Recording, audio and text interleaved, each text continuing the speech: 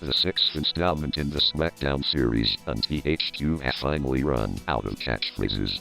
This is the first game to use the Smackdown vs. Raw title. This game was released on November 2nd, 2004, and once again was developed by Ukes and published by THQ. Anyway, let's go into this review. This game's intro is a little different than older games. This game goes through the old games and shows the history of games in the series, then shows gameplay footage of the current game, which makes it the first game in the series to have actual gameplay in the intro. This is a great intro, probably the best so far. When you start up the game, it asks you which menu layout you want, a Raw layout or Smackdown layout. This is an interesting feature, and when you choose, you can change it in the options menu anytime. Smackdown vs. Raw also has a different type of soundtrack. Instead of instrumental in the background, they have added actual songs from bands and put them in the game. I really like this. This is a nice change to have, and it introduces new bands and songs to people. Now let's look at the roster. The roster is a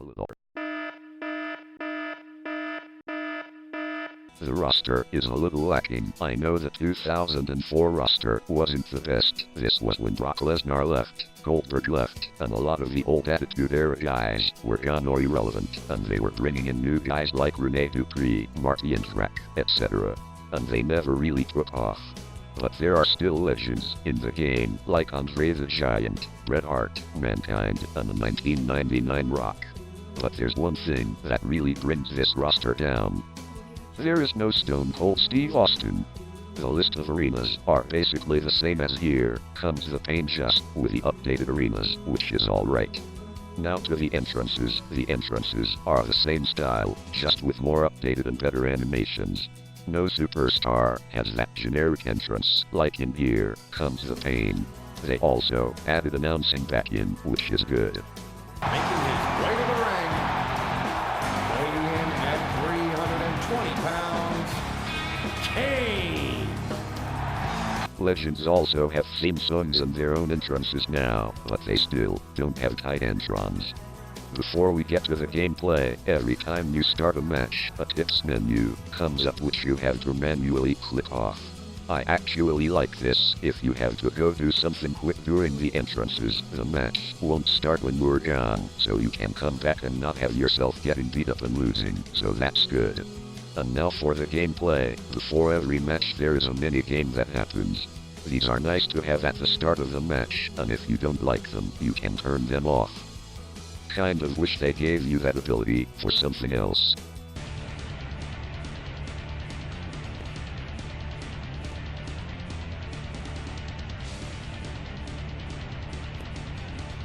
Don't you? Sadly, in this game you can only have 3 finishers instead of 5. Why? I have no idea.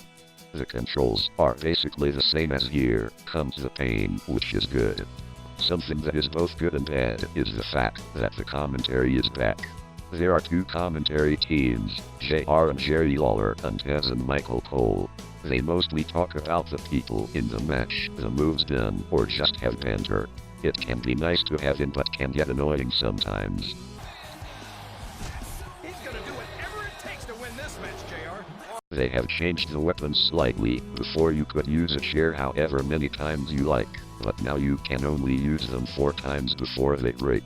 I suppose this means you can't just spam weapon attacks, but it was fun to just whack everyone with a chair repeatedly. A new feature for this game is the clean and dirty meters. Basically, a wrestler can be a clean wrestler or a dirty wrestler. When you do certain things, the bar will fill up. Once the bar is filled, you can taunt, and if you're a clean wrestler you will become invincible for a short period of time, and if you're dirty, you will do a low blow the next time you do a move, which is like a finisher. There are certain tactics that you can do to get the meter up. They are different if you are a clean wrestler or dirty wrestler. There are also some things you can do which brings down the meter. Here is a list of them. Not too much stands out here, other than the lack of balance for negative tactics. Also, one way to up your clean meter is to do signature moves. Okay then. This year there are no winning animations, the theme song just plays and the opponents just stand there for eternity. Fair enough. Now let's get to the matches. Royal Rumble. This Royal Rumble is probably the absolute worst out of any game. This is so bad. They've changed it up a bit, so now you can't just throw people out of the ring as easily. Well, sort of easily. Now there's a meter you have to drain to eliminate people, and this meter is drained so slowly it's almost impossible to eliminate some people. And it doesn't help when the AI try to break up every elimination. Why? It's so stupid. And not to mention, you are always the center of attention. The AI's main priority is to get you out of the match. They don't care about anything else. What a surprise. Hardcore match. I don't know why. I have no idea why they did this. You know what they did? Well, they removed the backstage exploration. What the hell? This was one of the biggest, if not the biggest, selling point in the first Smackdown. So why did they remove it? Although you can play in a backstage area, but it's only one area and you have to stay there. You can't move to another or back to the ring. The backstage area is alright, but it's such a shame we can't move around anymore. This is a huge disadvantage. Elimination Chamber match. At least this is positive. Now you can change the entry order for participants, which is great. Oh, and there's also a Tornado Tag Chamber match. That's pretty cool. Special referee match. Again, positive. Now you can select anybody to be the referee, not just a certain amount of people. Yay. They didn't add any new matches this year, besides from the parking lot brawl. But guess what that is? A parking lot. This isn't new. Since the first Smackdown there has been a parking lot area. Only you can move there from other areas. The match itself is alright, but the principle remains. Now to the modes. They finally brought back create a pay-per-view.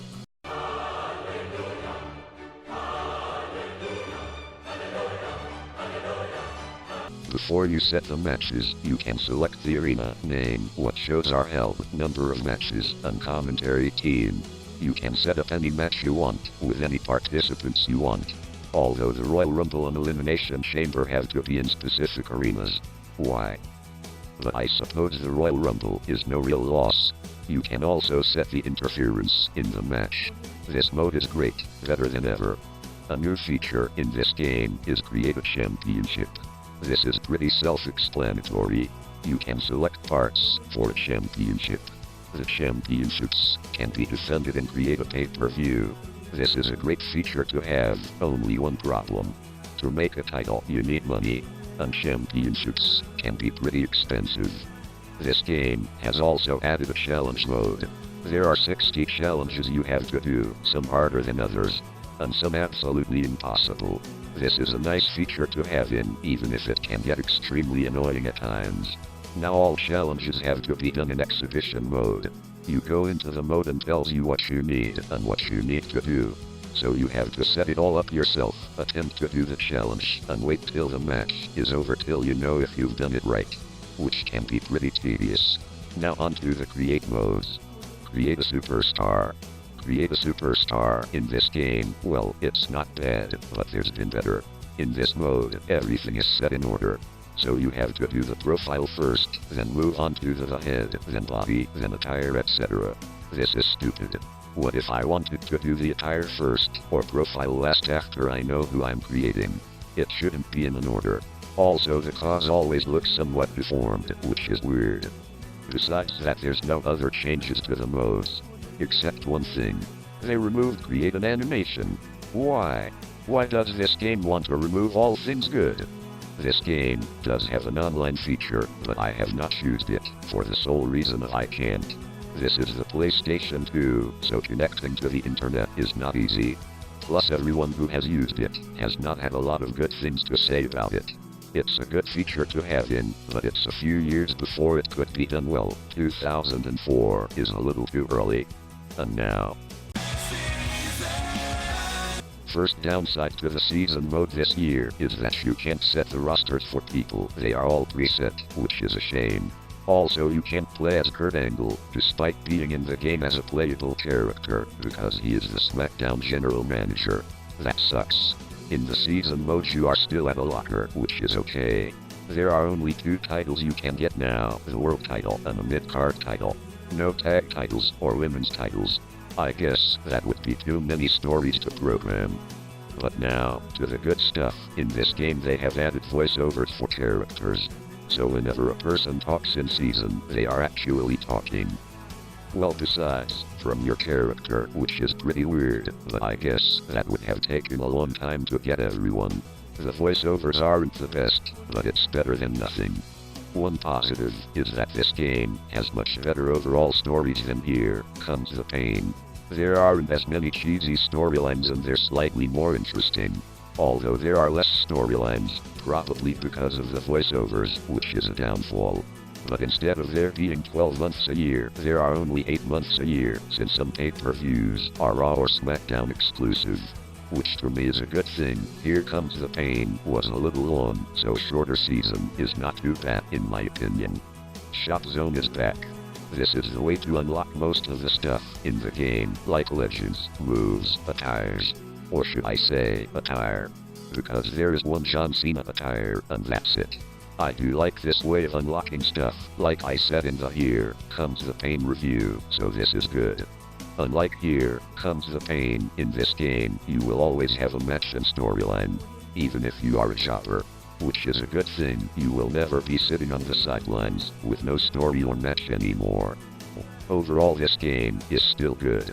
It has a good soundtrack, cool entrances, create a pay-per-view is back, create a championship, a good season mode, and challenges.